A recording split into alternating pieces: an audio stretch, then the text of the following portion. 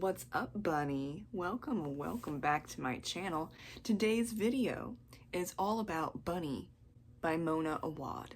And I know that I usually say buttercups, that's my thing, but today in this video specifically, we're gonna talk about bunnies a lot, so I decided to say hi, bunny, instead of buttercups. It's okay. We'll be okay. Maybe. I don't know. This book is a fever dream, okay? It is satirical, dark academia, literary fiction. Like, it's an interesting mix, and I know a lot of people don't like it, but here's what the publishers did wrong when they decided to market this book. They marketed it as like the Heathers meets, I don't even know, what was the other comp? I don't remember, but it is definitely not the Heathers. And they did not say specifically it's satire. I think if you have a very niche book like Bunny, you need to say exactly what it is, because this book is rated low. And I want you to know, yes, it is, it can be a very difficult read. But I think if they were honest, it would make for a better reading experience. And also just being upfront, if you say this is a satirical, dark academia, literary fiction novel, main character is unreliable to the umpteenth degree, then sure, you will have people not buy it. But I think it's brilliant enough that that's okay, and it attracts different people. Now, I gave this book 4 out of 5 stars, but it's a very high 4. I was, what did I say? I just finished it, so I feel a little high right now. I gave it 4. It's a high 4, but I gave it 4 because it took me 2 months to finish, because half of this book, actually probably more than half of this book, makes you feel like you're high as fuck. I did just drop that F-bomb, but it makes sense here, okay? This book is not appropriate for most people. Not in like a gory, disgusting way, but like, it will mess with your mind. It will make you feel high. It will make you feel crazy. It's either the writing is introducing something, so it's pretentious, not in a bad way though, it's being done for a reason, or through the lens, it's all through the lens of Samantha, the main character. She's high on drugs, alcohol, mixture of both, so you're like, what's going on here? And I could really only read like 30 pages at a time after a certain point because I didn't like that high feeling. Or she's having a psychosis, and so I could tell off the bat within like a couple of chapters that Samantha is not stable and she is seeing things. And why do I know that so fast? Because I've got a lot of mental illnesses. I've gone through psychosis before. Not recently, thankfully, but like I was in a psychosis for a good portion of my life. Okay, it's not great. So when I'm reading Samantha, I'm like, ooh, she is not okay. This girl is not okay. She is not there. Remember that, and remember she is highly unreliable. And this book is very open-ended, and you could have like 5 different hypotheses on what this book is about, and technically you could be right because it is so open-ended. But there are some hints that kind of point you in the right direction, or kind of sort of not. It's interesting. That's why I think this is potentially a classic novel in like 20 years. Yes, I said it. I'm gonna mark my stake that this will be a classic satirical piece of art. It is art, and I love to see it. We do follow Samantha, and she is a graduate student at a make-believe private liberal arts college on a full ride scholarship, and she's doing creative writing. Now, like I said, she is very unreliable. She is not present most, if not arguably the whole time. There are many hypotheses. People are saying theories. I don't think y'all know what a hypothesis and a theory is. I'm going to say hypothesis because I have a thesis, I have some, citations to back this up, but there is no theory on what this book is unless Mona Awad comes out and says this is exactly what I mean for this novel. So, my hypotheses. Ooh, okay.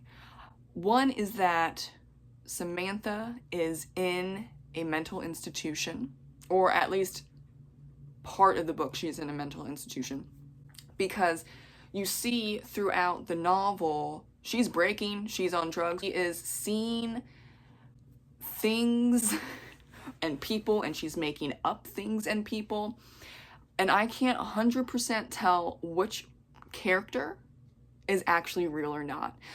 I'm pretty sure that the two professors she interacts with and the bunnies are real.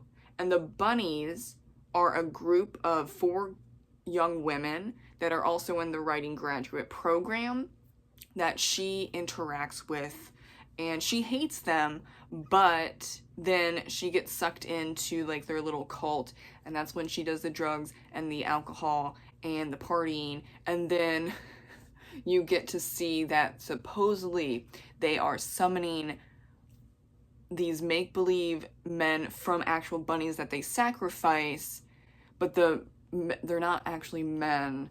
They're they're not demons. They're just magical beings that are not real, but they're real because they're from bunnies.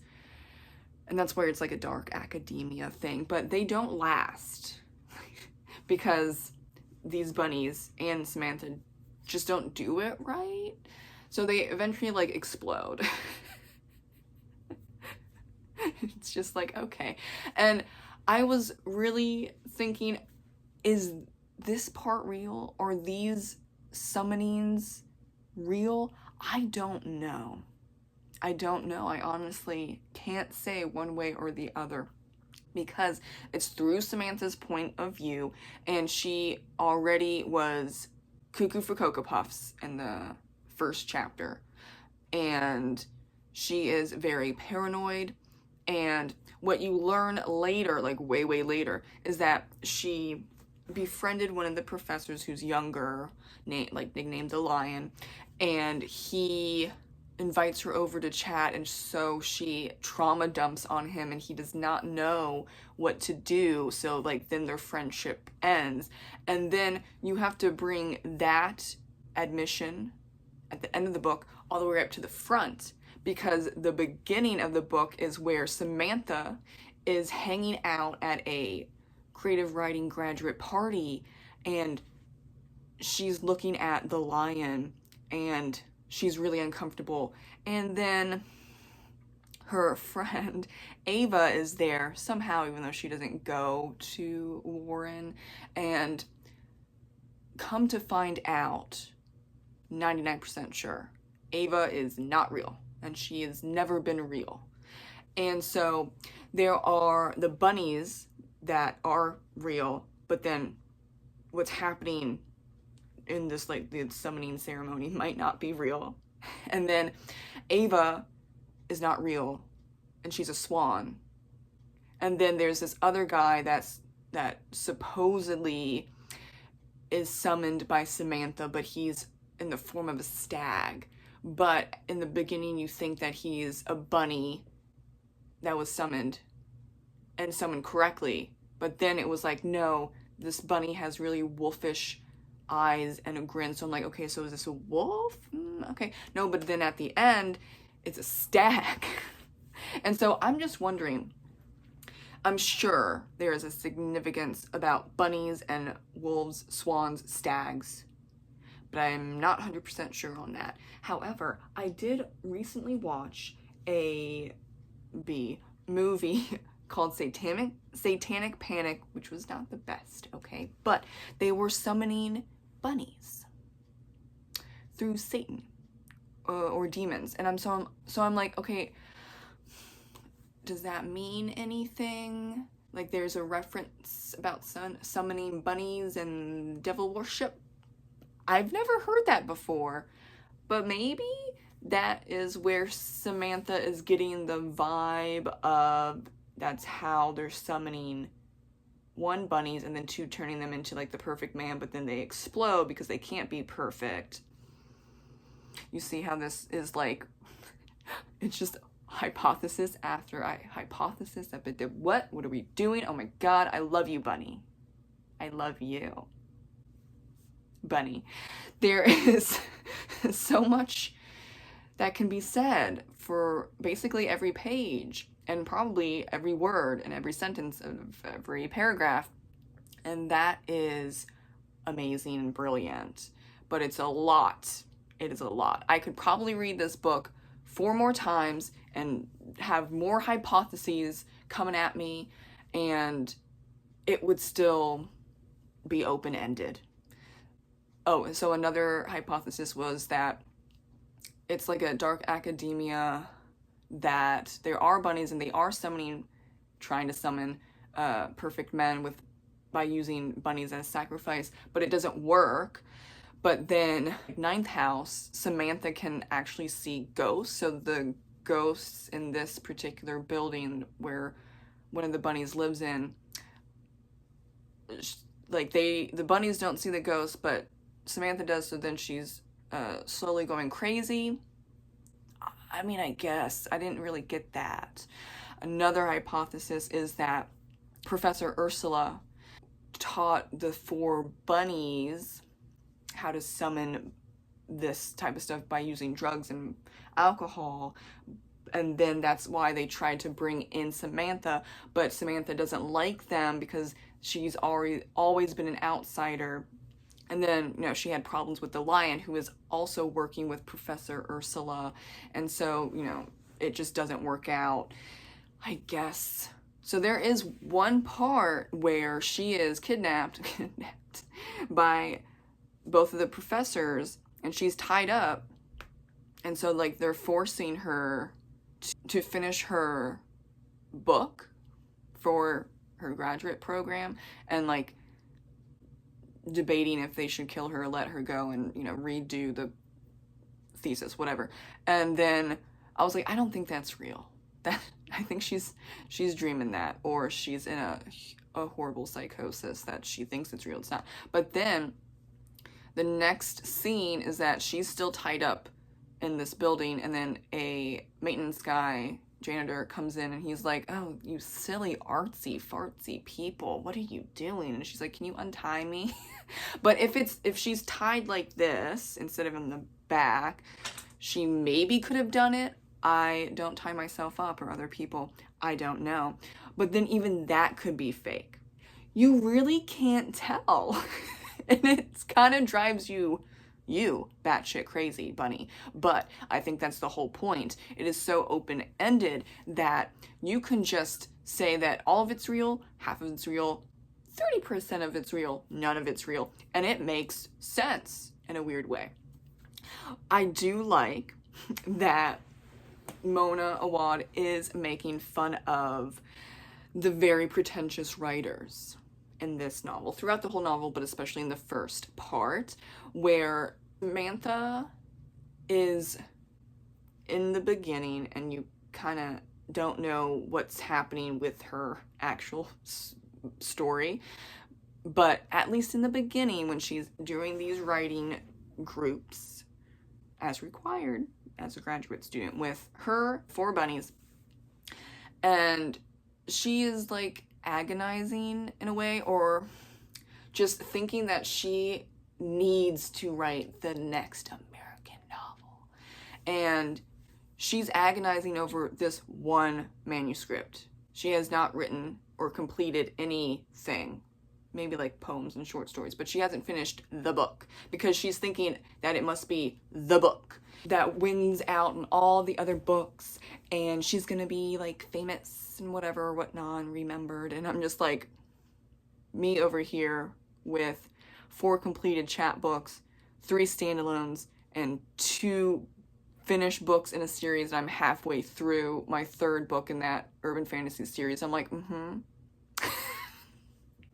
Yeah, you're gonna be the next, what, Margaret Atwood? I don't know. It's just funny. And then there's this whole scene near the end where like the bunnies have snapped, which I saw that coming, but the bunnies have snapped. They're all wearing black and like they're writing very depressing, sexual, exploitive short stories, books, whatever. And then the whole part where there's a line that says, people just crack sometimes. I want to see if I can find it because I'm not going to do it justice. It's just really funny. One second. So it's all about the process, the creative well, you know, being present but not present, because like it's all about the art and you need to do it correctly, like all the artists before you. And so this is on page 246. Now, one of the bunnies has for sure cracked, and so this is satire. Remember, it is satire. She's redone her hair, she's cut her hair, she is in like a weird outfit, and she takes off her cardigan and she has cut herself all over, and Professor doesn't say anything. It's pretty damn obvious, right? And then she goes into like a very weird, depressing short story excerpt, and people are like, and so I'm just like, yeah. Is it Fosco? It's so bizarre that I'm getting people confused. Thank you. It's okay, bunny. This bunny has just completely transformed herself and has hurt herself. And so Fosco says, an interesting side effect of the process. She recounts how these sort of transformations are common during the final thesis semester, when we all leave the maternal embrace of the cave and retreat to our own individual dark spaces to spin the pain and fear and shame that lives there into so much literary gold. Genitals get impaled with pins, hair gets chopped off with hacksaws, sometimes whipped from the root. Genders become fluid, orientation shift. White people suddenly discover other races in their lineage. So fucked up. And then of course some take it too far. Like those other things weren't taken too far. Okay, one poor young man chopped off an ear. That was unfortunate, but also indicative of the deeper transformation required by the work. The work does not come without cost. So it is sacrificing limbs and hair and skin and your life, and maybe joining a writing cult that summons bunnies, but we're not too sure on that. That is so satirical against people that think that their shit doesn't stink. And I'm not even being mean here. Okay, maybe I am. However, I have a bachelor's degree in English literature and language. I did not go for creative writing because, oh my god, they were very weird. And I also had a professor say, don't waste your money.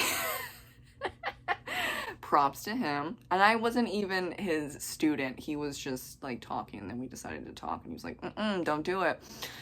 I appreciate him. I am not in debt. So I just remember not even just the creative writing students, but also the English lit students, which was very interesting.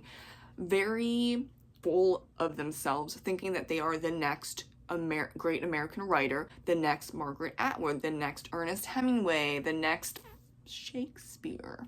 Okay, like, look, I know you want to go like above and beyond, but maybe you're just you. You are you. Why are you trying to be other writers? It doesn't work. I can't think of a successful writer that has become famous in their own right that was like, I'm trying to be this other writer. It doesn't work. But there are just a lot of people that think that way. And then also, like, honestly, they take it way too seriously. So this whole book is making fun of writers that take themselves too seriously, honestly, and I love to see it. Okay, at a certain point, you just need to sit down and write. Just finish the first draft. It's not great. It's okay. It's just the first draft. You can finish it and be like, okay, this isn't great, but I can fix it. You can't fix nothing, but you can fix a finished manuscript. But a lot of people, I don't know why, that do creative writing in like the graduate degree level, just agonize and obsess and then hurt themselves physically, mentally, emotionally, because it's not the greatest thing. It's not gonna be the greatest thing in the first draft. Do you, like, I don't know if they know how much great writers work on their drafts. Like, I honestly don't know a great writer, the great writers, that finish the first draft and it's perfect. Where are you getting that information? I'm not seeing it. I haven't heard it, haven't read it. But that is really the agonizing process. So I couldn't actually see another hypothesis that people brought up that I looked it up, because I looked it up, okay? And what are we on, hypothesis 4 or 5? I've lost count, just like I've lost my brain when reading Bunny. But I saw a hypothesis that the bunnies are Samantha's main characters. Like, basically, she is writing out this manuscript that she's agonizing over, and everything being played out is in her book. And I'm like, okay, but she's either not having a psychotic break, or she is having a psychotic break as she's writing this story out. And I'm like, you know, I could see that. I could see it. So her thesis, which is this manuscript, is the bunny book, right? I think for sure she's having a psychotic break, and it's just a very long psychotic break. And she might or might not be doing the drugs and the alcohol. It could be, though. I think the better hypothesis is going back to when she trauma dumped on this professor that was her friend. He didn't know how to deal with it. And then we bring it back to she doesn't have any friends. Her only friend she trauma dumped on, he didn't know how to handle it, so he stepped back. And he was like, are you okay? And she's like, yeah, I'm fine. I'm totally fine.